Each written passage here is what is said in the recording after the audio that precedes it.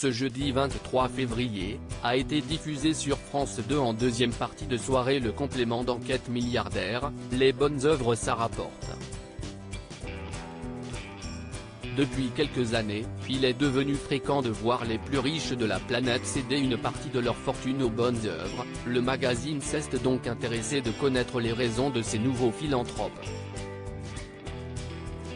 Et au programme, on a pu notamment découvrir Marc Ladreit de la Charrière, le président de Fimalac, qui a souhaité céder ses parts. Il est actionnaire à hauteur de 40% au sein du groupe Barrière, a pu être interrogé par Tristan Walex au sein du musée du Quai Branly, auquel il a légué en 2018 une collection d'œuvres africaines et océaniennes.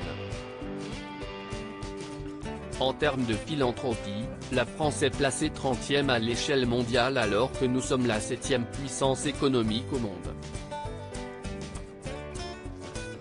Le milliardaire Marc Ladreit la Charrière mentionne que la générosité n'est pas suffisamment présente dans l'œil des Français. La philanthropie n'est pas dans la culture française, on a la culture de Colbert, on a la culture de Napoléon. Si est-il l'État qui doit tout donner, fait-il savoir. Alors que la France connaît un profond endettement, les entreprises ont un rôle complémentaire de l'État et doivent s'engager. Le président de Fimalac reconnaît que la culture est quelque chose d'important. Si est quelque part le ciment de la société, si est là où il y a toutes les valeurs de l'entreprise et du pays, si est là où il y a toutes les convictions qui sont nécessaires pour faire l'identité nationale.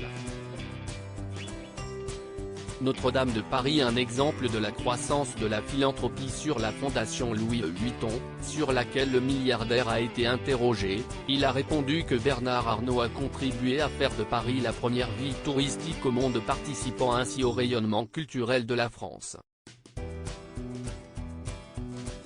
Marc Ladreit de la Charrière s'est également félicité que la philanthropie s'accroît davantage d'année en année. Son budget auprès des Français a été multiplié par 2 en 10 ans, il atteint 9 milliards d'euros.